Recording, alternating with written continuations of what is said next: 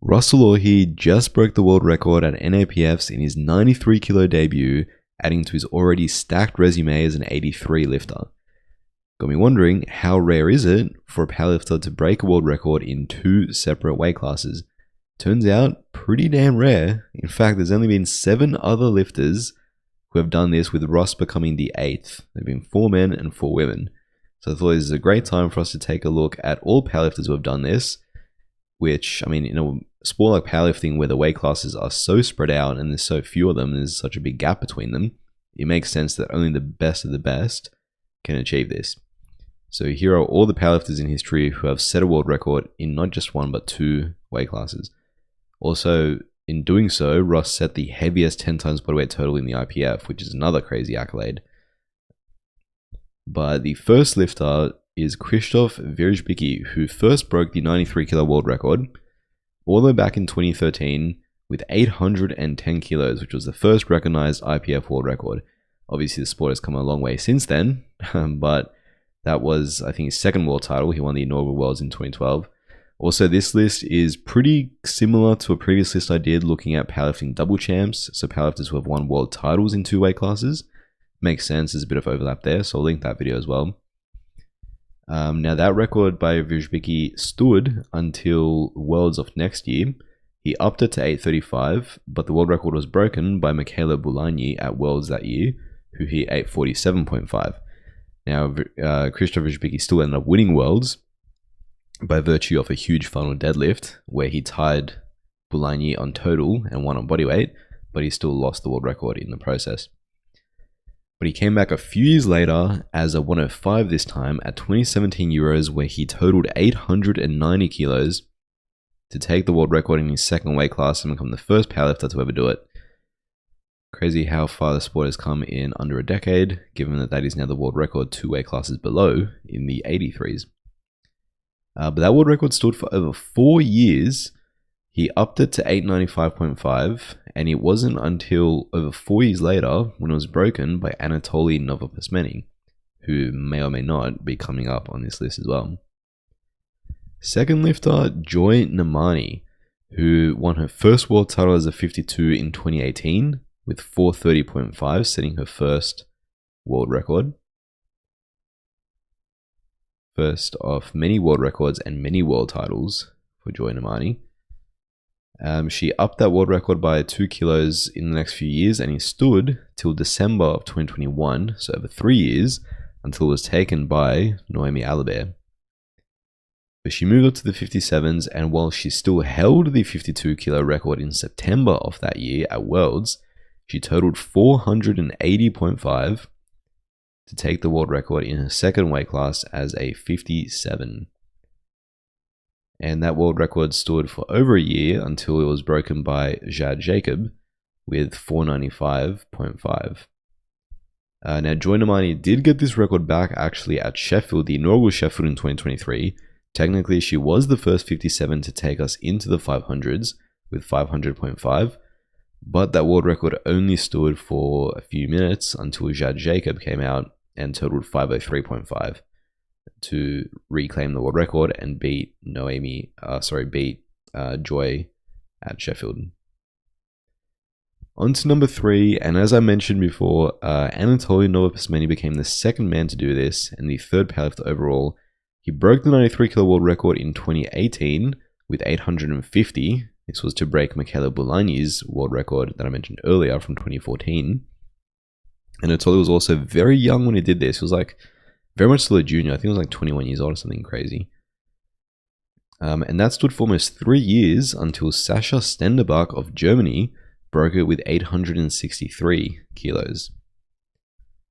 But then just a month after that at 2021 Worlds, Anatolii broke Krzysztof Wierzbicki's long-standing 105 world record with 937.5. So he didn't just break the world record, he annihilated it because it was 895.5 by Krzysztof Wierzbicki earlier. So he broke it by over 40 kilos here. And Anatolii held this world record all the way until Worlds this year. So he upped it to 940.5. And it wasn't until Worlds this year when Anthony McNaughton came along and absolutely annihilated it and broke it by a full 35 kilos with 975.5. So Anatolii did in fact hold the world record continuously in that time frame, even though Ashton Ruska beat him at Worlds last year. Anatolii still kept the world record, given that they tied on total and Ashton just beat him on bodyweight with his final deadlift. But that seems to be the trend in the 105s, is a dominant lifter comes around and holds the world record for a few years until someone better comes along and breaks it by like 30, 40 kilos. So I'm curious to see what 105 lifter in the year 2029 is going to total 1,000 kilos. Although I do think we're going to hit 1,000 kilos before then. But on to number 4, back to the women, and Lya Bavoil first broke a world record all the way back in 2019 in the 63s at Euros that year when she totaled 514 kilos. This was to take her first world record as a 63 lifter, which stood for quite a while. In fact, it stood all the way till Worlds in 2023 when Carola Garra broke it. Now, in that time period, Lya Bavoil upped the world record pretty significantly. She broke it with 514, but she added over 40 kilos in those almost 4 years. 556.5 is the most she got it up to. And yeah, Carola Garra beat that by a kilo at 2023 Worlds. Then in the 69 kilo class, Lya Bavoil in December 2021, again at a European Championships, totals 548. So this is while she was still the reigning 63 kilo world record holder. So during this time period, she actually held both world records simultaneously, which makes it all the more impressive. And that world record stood until Sheffield 2024, when it was broken by, once again, Carola Garra. So Lya Bavoil got it up to 549 kilos, and Carola Garra broke it with 572.5 at that legendary Sheffield of 2024, where we saw the greatest, arguably the greatest women's battle of all time between Lya, Carola, and Agata. But speaking of Carola Garra, she was the 5th lifter to break world records in 2 weight classes. So in 2019, before Lya, she was actually the 63 kilo world record holder, where she won Worlds that year with a 503 kilo total for her first world title, which stood until the end of that year, until it was broken by Lya Bavoil, who I just talked about, with 514.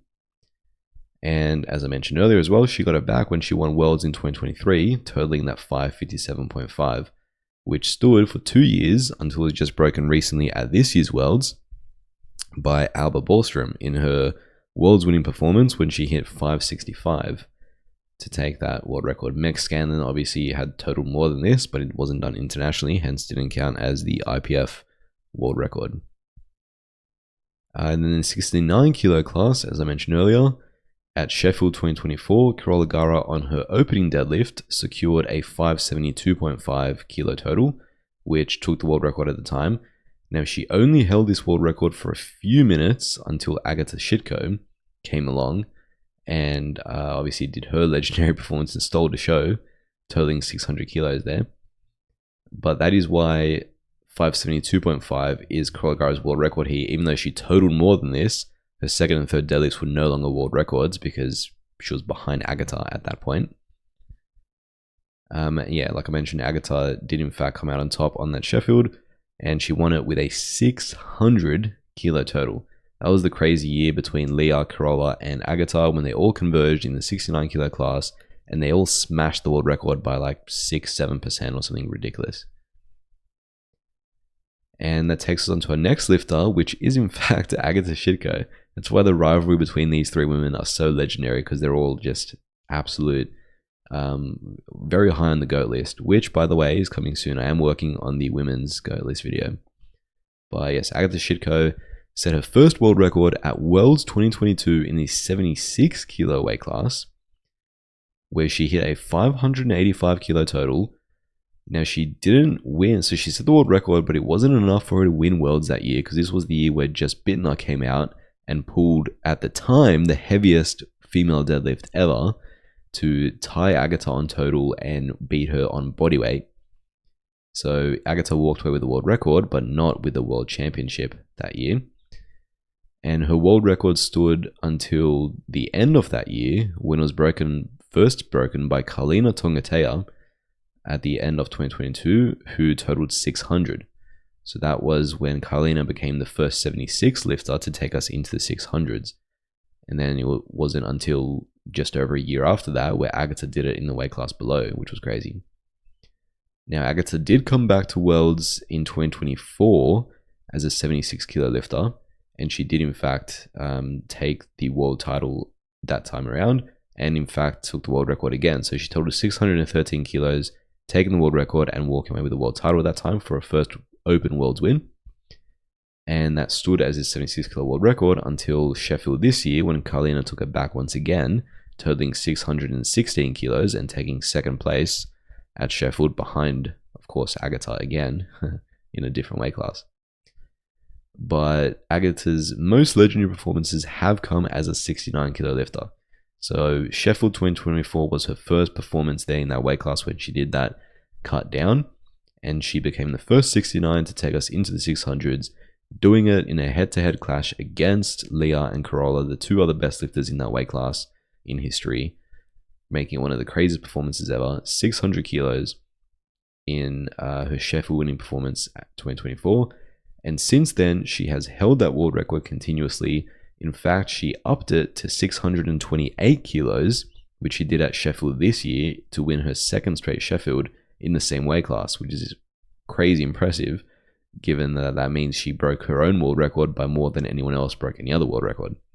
So yeah, this 69 kilo world record is not really in danger of being broken anytime soon, I would say.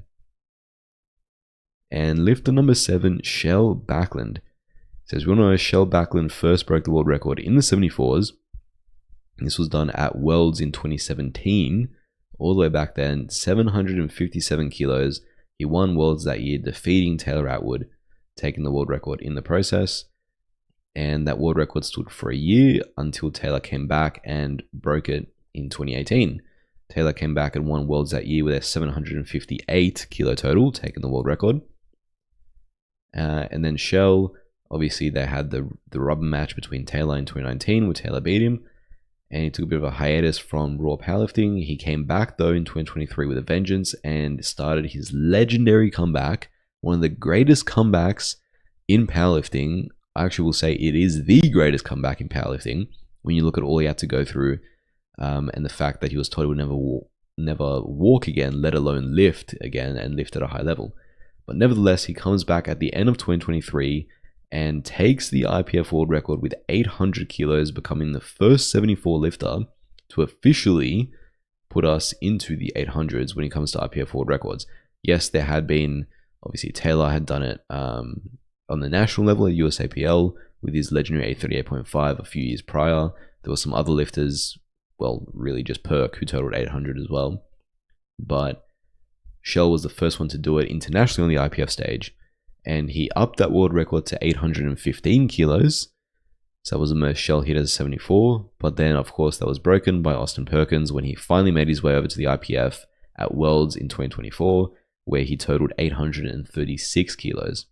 And of course that world record is still with Perk now at 843, and no one is really super close to it, I would say, either.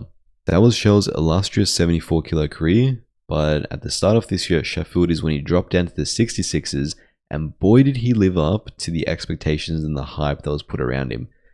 He managed to break the world record by a full 45 kilos at Sheffield, walking away with the Sheffield victory. 770 kilos was the largest world record break that we'd ever seen on the men's side, and second only to just what Agata did in 2024 when it comes to overall world record breaks. And he's now the world record holder in the 66s. So again, this is a world record that I think is not going to be touched for a very long time. And of course, the 8th lifter and the most recent as of just yesterday is Russel Orhii, who we all know as the greatest 83 kilo lifter of all time. He first broke the world record in 2019 when he won his first world title with 833 kilos to beat the world record held by Brett Gibbs at the time, at a performance where he managed to beat Brett Gibbs head to head as well, and pretty much sent Brett Gibbs into retirement from the sport. Now, he held the world record for a long time, so he upped it to 841 kilos, and it wasn't broken until almost 5 years later at Sheffield 2024 when Delaney Wallace finally was able to break that and hit 842.5 and take a third place at that year's Sheffield. So, of course, Delaney was the two-time world champion at the time because Russ did take that sort of break from the IPF when he made the worst decision of his life and chose the USAPL over the IPF when they split. God, what a terrible decision that is, siding with the USAPL. But all's well that ends well. He's back in the IPF now, and the USAPL has died a very deserved death. So, all is good.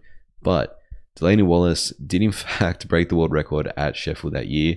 And the crazy thing is that in those 5 years, Russ went from 833 in 2019 to 841 essentially, and then Delaney Wallace 842.5. So in 5 years, pretty much the top end for the 83s was in the 830s, 840. And just a year later, or a year and a half later, we've now hit 900, and there are several lifters who are above 850 and are in the high 800s, right? Crazy to think how far we've come after being stuck around that range for so long.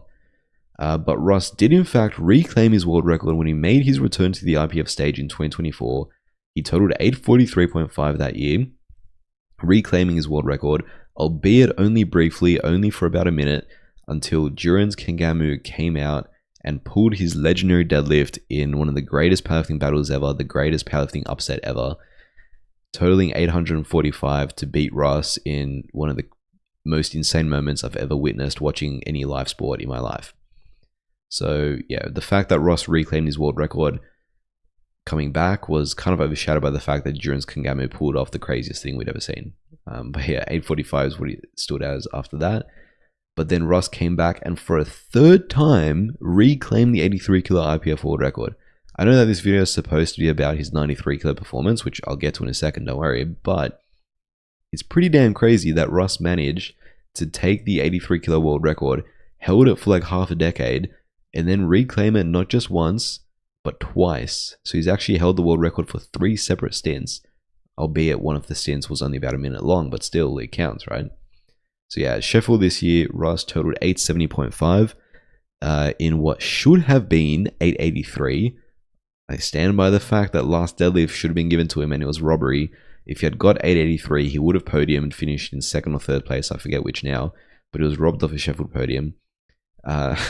Regardless, 870.5 is a number that he still hit and walked away with the world record for a third time in the 83s, which is wild. And then that stood until Worlds this year for a few months, where Joe Borenstein obviously made his way onto the international platform and broke it with 890 kilos. Obviously, that was sort of expected after he became the first 83 to total 900 at PA NAS that year. It was no huge surprise when he broke Russ's world record there. But onto the 93s, and Russel Orhii totaled 918 kilos just yesterday at the NFPF Championships in his 93 kilo debut at a bodyweight of 91.8, so the heaviest 10 times bodyweight total, which is crazy. Here's his final deadlift to lock up the total, which was tough, but he got it, and there it is. A world record in a second weight class, Russel Orhii becoming the 4th man to ever do that and the 8th powerlifter overall to ever accomplish that. Now, what I will say about this performance is I was wrong in my predictions. I did think only one out of Taylor and Russ would do this. It turns out I had the wrong one. I picked the fact it would be Taylor. Turned out Taylor didn't do it and Russ did, which as a huge Russ fan, I'm more than happy to be wrong about that. Russ absolutely killed it. He went 6 for 9 as well, so far from a perfect day, but he still got it done. I will say my predictions about him missing a squat was correct. He missed his second on depth, but he went up for his third anyway, took a huge jump, and he got the world record, smashing Gavin Aiden's world record by like almost 15 kilos or something ridiculous. Passing up on his third bench because his second was tougher than expected, and then missing his third deadlift, which was I think a 5 kilo jump.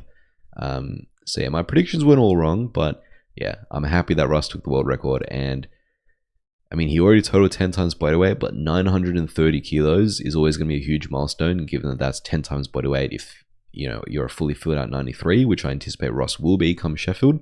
So I hope he's able to do it there. Speaking of which, speaking as if he's already got his wildcard, right? I hope this is enough for him to get a wildcard at Sheffield. I think it potentially could be sort of dependent on what Gustav Hedlund does at World Games, given he's going to be a 93 kilo lifter competing there, who's also very close to that world record. but I do hope that this is enough to secure Russ that ticket to Sheffield, because as crazy as this performance was, I still don't think this is the strongest version of a 93 kilo Russ that we're going to see. I think he's well capable of 930 and beyond.